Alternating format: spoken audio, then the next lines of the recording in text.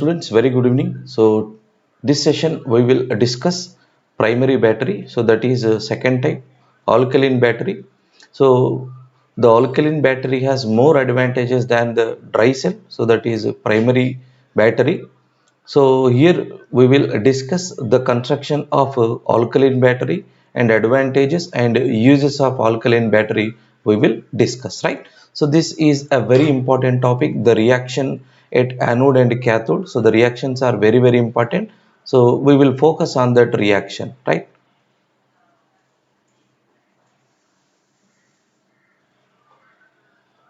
Right. So here you can see alkaline battery. So generally the regular we know very well about batteries, alkaline battery, that is a Duracell battery.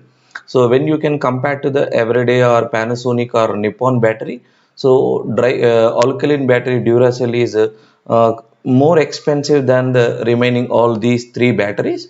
Okay, so because in that Panasonic or Nippon or alkaline battery, so generally they used as ammonium chloride as a electrolyte, but here in this alkaline battery, so they used potassium hydroxide. So here in place of ammonium chloride, so they replaced with the potassium hydroxide. It is an alkaline, so that's why the name of primary battery was comes out alkaline battery, right? So that is very important, right? So generally these alkaline batteries means rather than acid. First alkaline batteries was developed by Vladimir Jungner in 1899 and he works independently. Again, he collaborated with Thomas Edison in 1901, right? But the modern alkaline batteries was developed by the famous scientist. He is a Canadian chemical engineer. His name is Louis Frederick Rey. So he is the inventor of lithium battery as well as alkaline battery. So when he worked for the company of Everyday in 1950s, right? So he invented so this alkaline and also along he developed the primary lithium battery in 1950s, right? So what are the description of this alkaline battery? So generally alkaline battery is a non-rechargeable battery. We cannot recharge again and again. So because once the electrode reaction is over, so we cannot reverse back, right? Then the anodic material we are taking as a zinc is acts as a anode, and cathodic material as graphite. The graphite is a cathodic material. So simply you can see, student, it is completely same as dry cell only. So in the dry cell battery, the zinc is the anodic material and graphite is the cathodic material. But only here in this alkaline battery, so only it is mixed with potassium hydroxide, right? In place of ammonium chloride, so he replaced with the potassium hydroxide. That's why the name was comes out as alkaline battery, right? So the electrolyte here we are using as powdered zinc. Here in that case they used zinc chloride, but here they are using zinc is mixed with potassium hydroxide and MnO2, so to form a gel, right? The output voltage is approximately is accurate value is 1.43 volts, student, but generally roughly so it is 1.5 volts. Okay, right? So this is about the description of alkaline battery, right? So here you can see it is modified battery. Simple we can say it is modified battery of Leclanche cell. So in place of ammonium chloride, that is replaced by KOH. So that is the name was comes out as alkaline battery.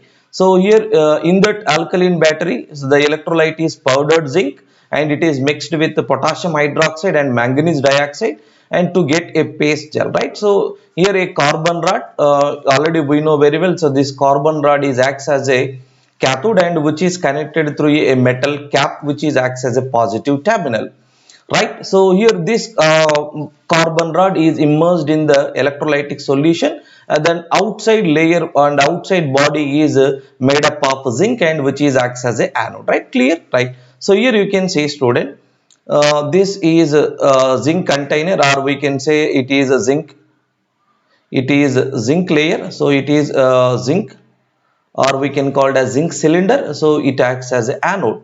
So means where zinc is going to be oxidized and it is converted into Zn plus 2. So this is metal cap. So this is a metal cap, so it is acts as a positive terminal, and this is graphite rod. So this is a graphite rod. It acts as a cathode. Clear, student? It acts as a cathode, right? So here the electrolyte is filled between in the center of this graphite rod here. So generally they used as zinc powder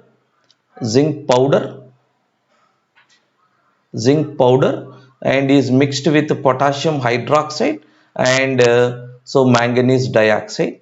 Okay, so these all are undergoing reduction process, right? Here this zinc layer and this zinc cylinder is separated by a separator. So this is a separator. So this is a separator.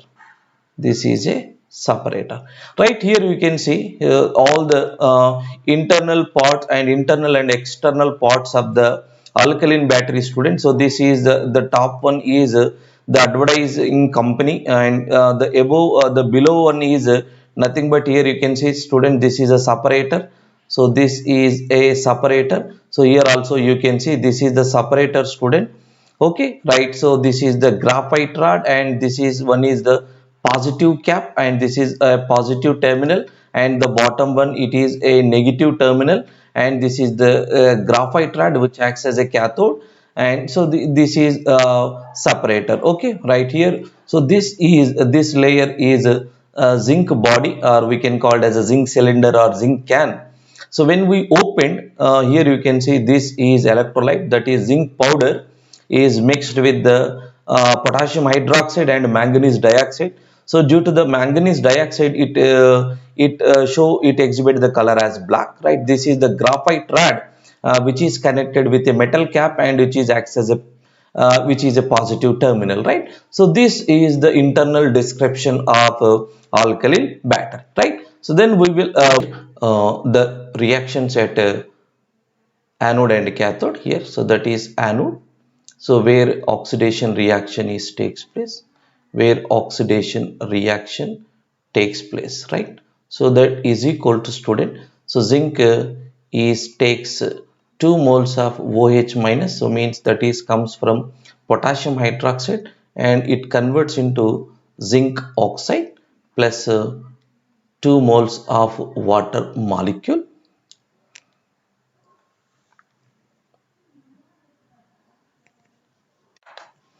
Right? So here we will discuss the anode and cathodic reaction, student. So we know very well anode. So always oxidation reaction is takes place.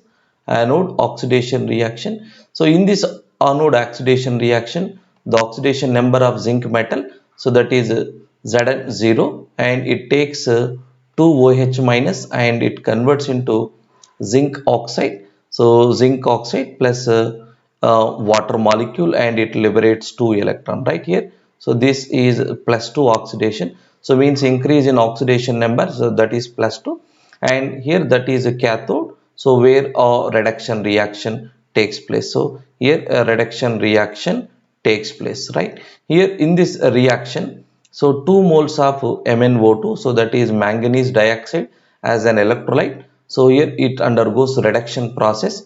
It takes 1 mole of water molecule and 2 electrons and it converts into Mn2O3 plus 2 OH minus, right? So here you can see I will write the overall cell reaction. So H2O get cancelled, 2 electron get cancelled, 2 OH minus 2 OH minus get cancelled. So this is the overall cell reaction, student. Overall cell reaction. So that is zinc plus 2 MnO2, so gives rise to Mn2O3 plus here oxidation number plus 3. So it reduced from plus 4 to plus 3, right? So Mn2O3 plus ZnO.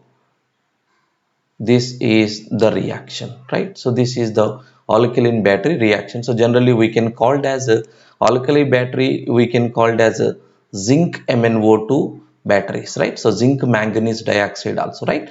So the advantages of alkaline battery over dry battery, okay, right? So the main advantages of alkaline battery over dry battery, right? The first point here, so this is the oxidation reaction. So the oxidation potential value, that is equal to plus 1.28 volts student. Here the reduction potential, that is equal to 0.15 volts. So the EMF of this cell, that is equal to 1.43 volts. So but roughly here the output voltage is 1.5 volts, okay.